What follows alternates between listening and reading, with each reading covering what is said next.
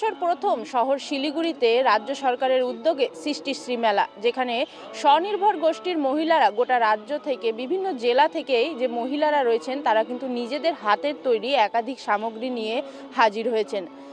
মহিলাদের স্বনির্ভর করতে একাধিক উদ্যোগ গ্রহণ করা হয়ে থাকে এবং রাজ্য সরকারের যে সমস্ত এই যে মেলাগুলো রয়েছে সেই মেলাগুলোর ফলে কিন্তু অনেকটাই উপকৃত হন এই স্বনির্ভর গোষ্ঠীর মহিলারা।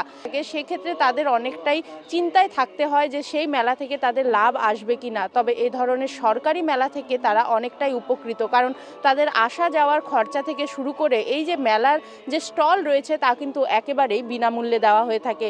এবছর এই প্রথম সৃষ্টিশ্রী মেলা, যা শিলিগুড়ি কাঞ্চনজঙ্ঘা স্টেডিয়ামের মেলা প্রাঙ্গণে আয়োজিত হয়েছে, সেই মেলায় কিন্তু প্রায় 95টি স্টল রয়েছে, যেখানে কিন্তু বিভিন্ন জেলা থেকে যে স্বনির্ভর গোষ্ঠীর মহিলারা তারা হাজির হয়েছেন এবং তারা জানাচ্ছেন যে এই যে বিগত 7 দিনের যে তাদের মেলা রয়েছিল শহর শিলিগুড়িতে, সেক্ষেত্রে কিন্তু তারা অনেকটাই ভালো সাড়া পেয়েছেন।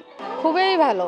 সরকার থেকে আমাকে স্টলগুলো দেয়, যাওয়া আসা দেয়, তারপরে থাকা খাওয়া সব কিছুই দেয়। খুব ভালো।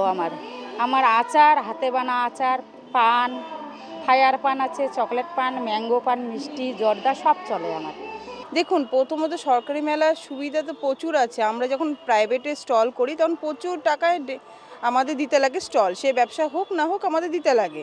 আর সরকারি মেলা আমরা এত সুন্দর একটা প্ল্যাটফর্ম পাই, একটা মানে ব্যবসার জায়গা পাই, যেখানে আমাদের কিছু দিতে হয় না। আমরা যেটুকু সেল করছি আমরা নিজেরা নিয়ে যেতে পারি। এটা সবচেয়ে বড় আমাদের একটা সাপোর্ট সরকারি মেলার।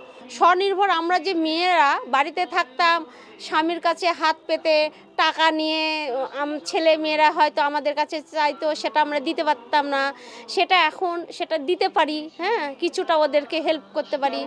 আমার শহর শিলিগুড়ি থেকে রিনা কুমার, কলকাতা টিভি।